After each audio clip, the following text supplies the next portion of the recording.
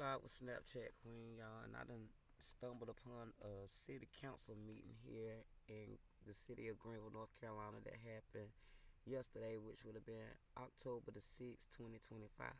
So let's do a little ear hustling, y'all. I don't own the rights to this audio, but as a citizen of Greenville, North Carolina, this is something that we need to listen in on. Let's hear what they talking about in these meetings. This is a workshop. I'm sure you ever seen a hearse pulling a U-Haul with a bunch of money in it. Now he said, "Have you ever seen a hearse pulling a U-Haul with a bunch of money in it? And you ever seen anybody throwing money in the casket when you're being buried? You ever seen anybody throwing money in a casket when they being buried?" You can't take it with you. Said, "See, you can't take it with you." Y'all gotta hear how the old folk talk. I mean, catch that. I'm sure you ever seen a hearse pulling a U-Haul with a bunch of money in it. And you ever seen anybody throwing money in the casket when you're being buried? You can't take it with you. All right, good afternoon, everyone. Welcome to the October 6th workshop with the Greenville City Council. I'm Mayor BJ Collins, presiding over the workshop. First, I'd like to call on our city clerk for a roll call. Mayor Connolly. Here. Mayor Pro Tem Daniels. Present. Councilmember Foreman. Here. Councilmember Blackburn. Present. Councilmember Scully. Here. And Councilmember Robinson is let us know she will not be joining us this evening. Willis. Willis. Oh, excuse me. My bad. I got ahead of myself. I'm like, okay. Okay, Councilmember Robinson is here. Wait a second. I like to think I'm hard to miss, right? Sorry for the delay. Councilmember Willis has let us know that she will not be joining us this evening. Mayor Connolly, have a floor. All right, thank you very much. I'll move on to approval of the agenda. Mr. Attorney. Thank you, Mr. Mayor. Good afternoon, Mayor and council members. I'd ask that a closed session motion be added to the workshop to be read right before adjournment. Motion that back to the next. All right, motion made by motion made by the president, Mr. Robinson, seconded by the president, Mr. Scully. All those in favor say aye. Aye. Those opposed say nay. Motion passes. Now I'm gonna pause for a second because we're gonna look at the conditions while they on here lollygagging, right? We're gonna look at the conditions of these communities, right? Y'all see these communities I'm in, right? By the school, right? I mean, we gonna look at these conditions. I mean, it's kind of dark outside, but even in the nighttime, this the conditions at nighttime. These abandoned houses in the community right here on the highway that they tore down.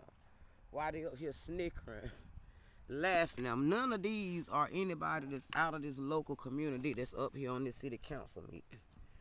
These are all people who put themselves in office through this college to come in and tap up the local community to this all-inclusive plan and excluded the local community through that war.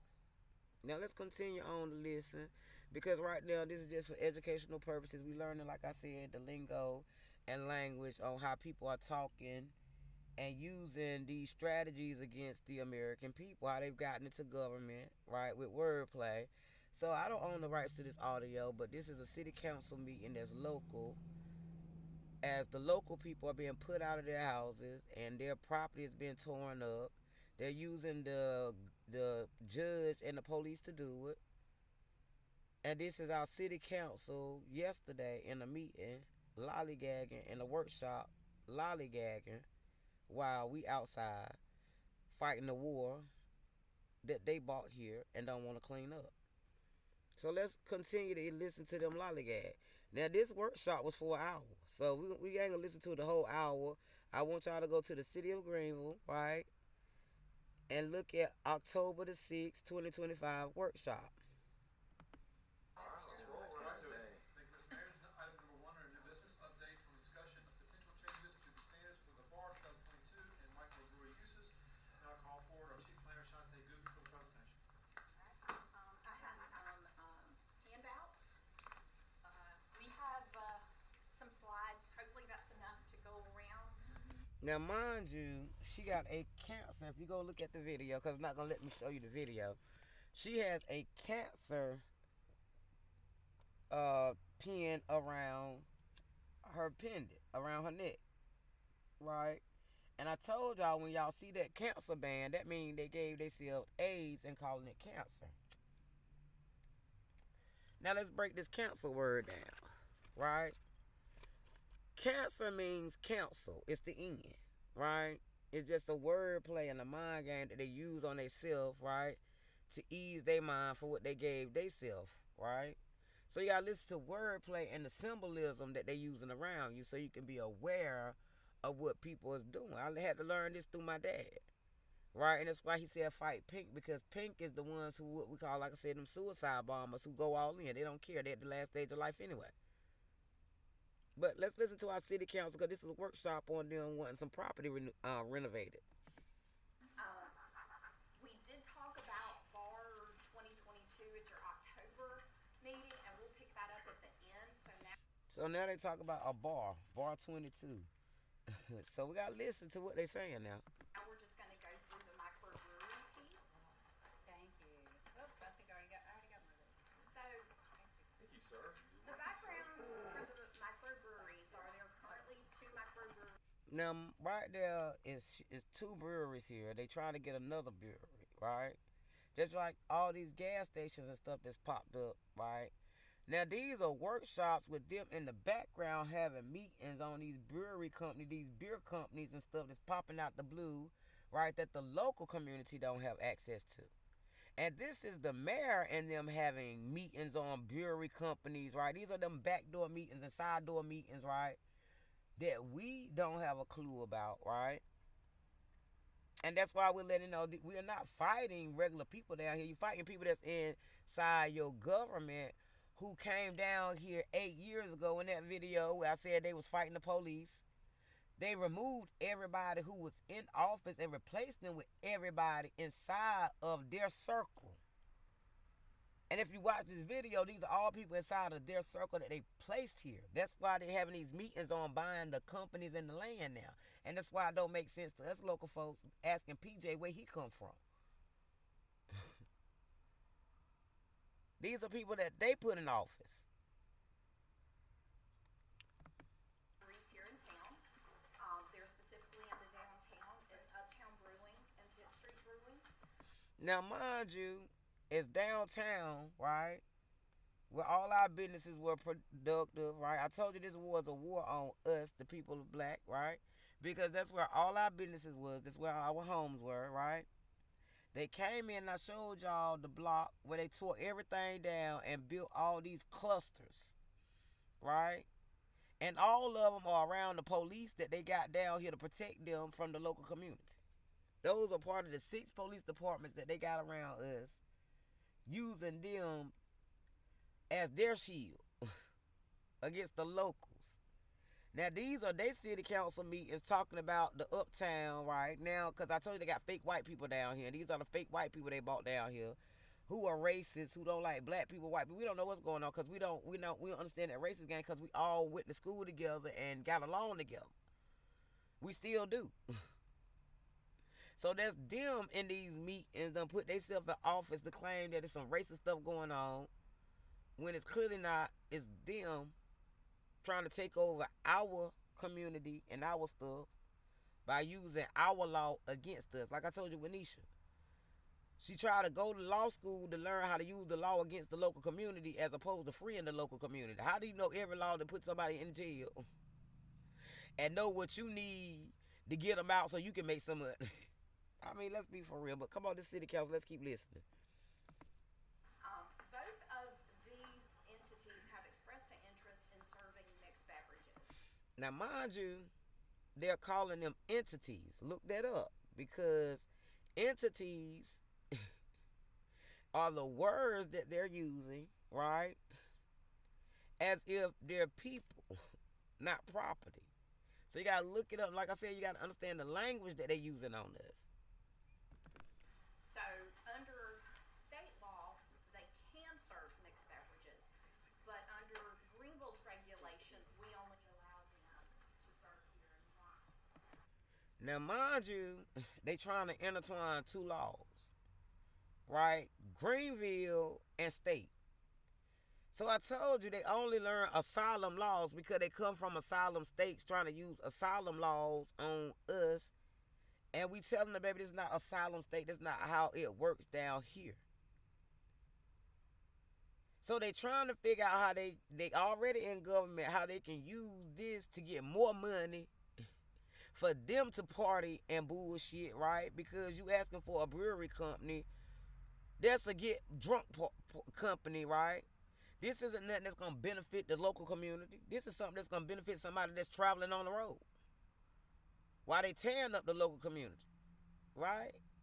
Let's keep listening. And so the main point of this discussion is if council would like to allow microbreweries to serve mixed beverages. We do not have any size limits for microbreweries, but we do have a standard, and that is the standard is for their equipment size. And that means they must have brewing equipment on site. They must make beer. It has to be at least a minimum of 30% of their floor area, no more than 5%. So I'm going to pause it right there because I'm going to go through all that. But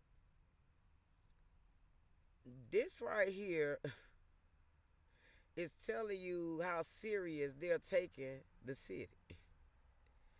They're talking about expanding a beer company and if they should serve mixed drinks or not. And this is an hour of them wasting of our time. Let me fast forward and see what else they talk about.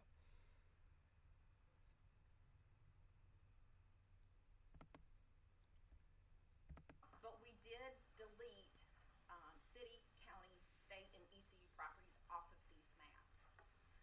This is just a quick summary. So for right now, map 1 is showing you that currently under city regulations, there's about almost 1,600 parcels that could be a microbrewery, but that's under today's standards. Hold on, y'all. Let me see. What we're thinking of is the mixed beverage permit piece. So she in there asking about a First of all, beverage these piece. 3 new businesses that are opening up, they haven't even had a chance to open up, and we're already changing the ordinance and Hold on, let's go back. the concentration downtown, and it just gives other people a way to have the same use in other places as the city. And that's Questions, comments, direction? Question. So, Chief, if we do this throughout the city, do you foresee a need for increased police protection with the bars? And what effect will that have on the police department? I always say yes, we need more police. Now you see how they laughing on that, right? Because now she's giving them another reason to go out into the local community to arrest the local community by putting bars out everywhere in the community. Now they sit there here wasting an hour of our tax dollars disputing if they want to put up more bars in the community, right? Not libraries, science museums, and things like that, but a bar so the police officer that they hire, part of the 6 police departments, can get more money with locking the community up. And then she's snickering with it. She got to laugh with it. And that's what makes it sad. I'm going to stop this video right here. Y'all go watch this because these are the meetings y'all need to be listening to, right? I don't own the rights to that. This is for educational purposes only and understand the dialogue of what is being said around you so you can understand and overstand, right? And stand on something, right? You'll be able to at least stand on something. If you understand it or overstand it, but at least you can stand on something. And why it is very important that you show up at those city council meetings if you have a problem, right? Because those are the people who are directing what is going on in your local community. As you hear those conversations, right? They worrying about bars and not somewhere to stay, right? They're worried about putting up alcohol shops to give the police that they hire, not our police, not the local police, but the police that they hired, right? More jurisdiction into our space and territory, right? As terrorists through putting a bar up, right? while they continue on this warpath of war without fighting, but using our government systems and our jobs, the DEI programs, to invade our privacy and space. Right? Now you got to get the flip on how they did that, right? Because in the previous video, right, you have them fighting the police, right? Saying police brutality, right? Now you got them in city council talking about putting bars out in the community so that the police that they hired, because we got a video with ECU, said that they was partnering with the local community now, right? The local police, right? To go into the territories, the local communities, right? And this is their police, not our police. The difference between our police and their police is how they stand, right? And we overstand it. Not understand that we overstand it, right? Because they stand in sevens and with their arms up in their codes, right? They harass us while we minding our business. That's the difference between our police and their police. Our police protect us while their police try to kill you. It's a difference. We know the difference because we local. We've been here long enough to know the difference.